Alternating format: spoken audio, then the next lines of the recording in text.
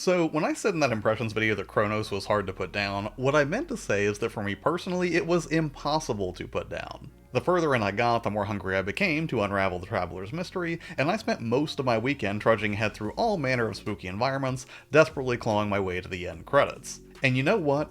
Cronos is a tough game by design. There is no difficulty adjustment, so you either gotta get good or get real dead real fast. Thankfully, as somebody who grew up on much more grueling survival horror experiences, I wasn't totally out of my element here.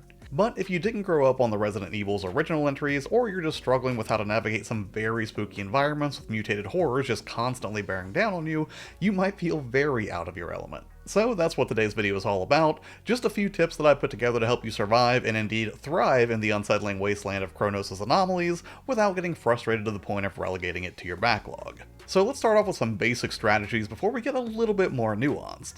And first off, definitely make sure that you even have to fight at all. Remember, this is survival horror, not murder everything in your path horror. And while there are definitely combat zones in Cronos where you'll have to down every enemy before you can progress, there are also plenty of sections where you can avoid combat altogether, and where possible, you absolutely should. While it might be tempting to blast that crawler that's been pressuring you as you duck into an inconspicuous room to harvest supplies, that pistol bullet would probably be better spent on a more aggressive threat later on. And when it comes to more humanoid horrors that you'll face, even the burliest orphans have pretty reliable attack patterns. As long as you're constantly sprinting and not backing yourself into a corner, you can easily run circles around most of the enemies you'll run into, provided you don't let too many of them gang up on you at once. Speaking of which, tip number 2, definitely don't let them merge. This should be pretty obvious early on, but you'll definitely want to avoid letting orphans merge with the bodies of their fallen comrades, since this takes a regular, fairly slow lumbering zombie archetype and supercharges them with beefier armor, longer reach, and, well, a more terrifying appearance to be sure.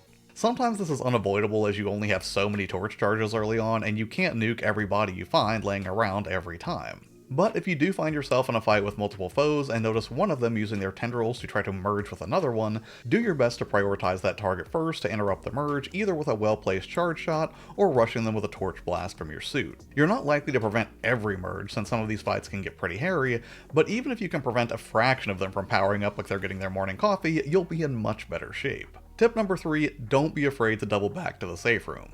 There were plenty of times in this game where I made pretty significant progress, and even though it was a bit of a slog to run all the way back to the save room, I did it anyways, so I could make sure that I could resave my game and have the best possible loadout available to me. And thankfully, for the most part in Cronos the New Dawn, when enemies are dead, they stay dead.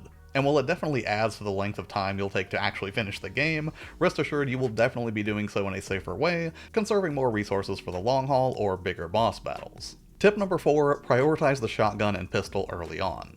I won't spoil too much about the weapons that are waiting for you later in Cronos the New Dawn, but I will say that about halfway through you'll get some more guns at your disposal, and while they might look cool initially, and one in particular will definitely serve you better in the late game, at least initially I do find it helpful to prioritize the shotgun and pistol. The pistol in particular I was still using all the way up to the final boss battle of this game, and I would definitely recommend bumping up its attack power and clip size so you can make more economical use of your ammo inventory. For any ammo you find between these two guns, I would recommend actually stockpiling them for later use, because those later guns will definitely come in handier for actual boss fights and forced encounters, rather than the heavier enemies that you'll occasionally wake up throughout your normal environmental travels. Tip number 5, search everywhere. Seriously, I know I said that you would get rewarded for going off the beaten path when exploring in Cronos the New Dawn, and that is true, but sometimes you have to really go off the beaten path. Early in the game, it's easy to find bonus items by leaving the lit path, which tends to show the route to the primary objectives, usually just a room or two over where you'll find some extra energy or a valuable you can sell. But later in the game, some of the hidden areas are hidden so much better, and they can be a lot more complex to fully navigate. And while you might be tempted to leave an area behind, it's almost always worth it to seek them out, even if it does seem especially far out of your way like I found in a couple of spots in the steel mill, and even if those hidden areas have a few more enemies than you'd probably want to deal with. In fact, it's not uncommon to find new cores whenever you seek out these hidden areas, or, more cats. Tip number 6, whenever you're exploring, move slow, but when you're in combat, move fast. This seems obvious enough, but there were plenty of times where I was dashing into an area that I thought was safe, only to get ambushed by some of these wall goobers right here, and every time I kick myself for it because Bloober graciously gives you every opportunity to shoot these things before they get the drop on you. You just have to be patient enough to look for the right angle. Not to mention, moving more slowly when you're in exploration mode means that you're a lot more likely to notice environmental cues, secrets, and collectibles. And to kind of dovetail off that last tip, tip number 7, change your room clearing strategy. Typically, if you're looking for threats in a horror game, you move slowly, cautiously, and look for signs of life in each new area. The problem with Cronos is this nebulous sort of biomass is littered throughout the environments, meaning there's almost always the potential for something to manifest rather than already exist in the environment. Whether that's an apparent corpse waking up or a triggered event that happens right after you pick up an item, you can reduce the number of times the enemy gets the drop on you, but not eliminate it entirely. For this reason, I recommend two specific strategies for venturing deeper into the unknown of New Dawn that kind of go hand in hand. First, before you push into new territory, map your prior route first to make sure you know the way back in a pinch. That way, if you do get ambushed, you can retreat to the relative safety of known terrain. Charging ahead means you're frantically looking for new routes while also likely being chased, and trying to juggle your weapon reloads and health all at once. And second, train yourself to retreat first and shoot second. The Traveler has no dodge button, but she's fairly nimble, and if you only have one or two enemies to contend with, you can easily ditch them around corners while you head backwards. Resist the temptation to fire first, especially with more than one enemy, because sometimes waiting to use your charge shot, which you should always be using by the way, means you might not accurately judge if the enemy's about to move, and you'll be combating weapon sway in a reactive way rather than proactively lining up your shot on your turns. Instead, run back a bit, get an idea of what threats you're dealing with, and then start deciding whether to engage an enemy or just juke them and run past. Obviously, playing defense first saves ammo and health, but it also might let you kite the enemy back to an unexploded barrel that you can use to kill two birds with one stone and save some ammo in the process. Tip number 8, don't forget you can sprint into most traversable elements. When it comes to speedy getaways, don't worry about hitting X on most of the traversal elements that you find. If you're in a hurry, especially during a retreat and you have to go over a low wall or squeeze into a crevice or hop a small gap, as long as you're already sprinting, the Traveler will traverse automatically without needing to hit X. However, it did not work on ladders or moving heavy objects to then squeeze through a small crevice. But most of the time, if there's a low wall to hop over or an area to squeeze through or anything like that, you can sprint right into it without having to stop and hit another button. And when it comes to ladders, I did not encounter a single enemy who was capable of climbing ladders, which kind of brings me to my next point, particularly for dealing with multiple enemies, and that would be taking advantage of choke points.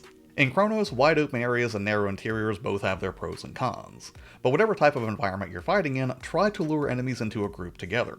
This is helpful for two reasons. One, taking into account weapon sway, even if you're a little bit off the mark on one target, you're likely to hit another. And two, if evasion isn't an option and like the final rule of Fight Club you have to fight, thankfully bullets can penetrate multiple enemies. So if you can get them all lined up in a row, you'll get the sick satisfaction of icing multiple foes at once, while also improving your bullet economy in the process. And finally, this last tip might seem a little counterintuitive, but it sure is fun, and that would be to rush in like a maniac and get yourself killed on purpose. Seriously, every other tip on this list is about keeping you safe for the most part. You know, things like careful resource management, exploiting the design of enemy AI or their non-responding nature, and yes, moving slowly but surely is certainly a fulfilling way to play, knowing that you mentally outmaneuvered every threat that you came across. But you know what else is fun? Hitting a new safe room and then charging ahead like a maniac just to see what happens. Not only will it give you some burst insight into what lays ahead for the next few minutes, but after struggling to get to that last safe room, it is extremely cathartic knowing you can just reload your save whenever you inevitably get iced by a legion of creatures that you'll wake up along the way. Seriously, the next time you hit a safe room, load up every gun and round that you have and just charge into action for a few like you're playing Doom instead of discount Dead Space, and you will have an absolute ball, I promise you.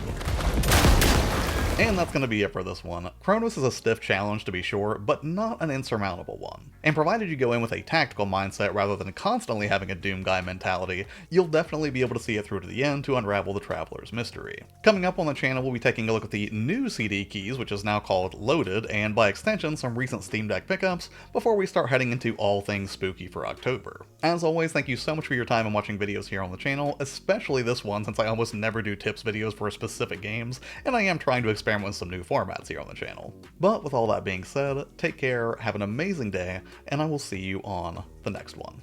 Bye.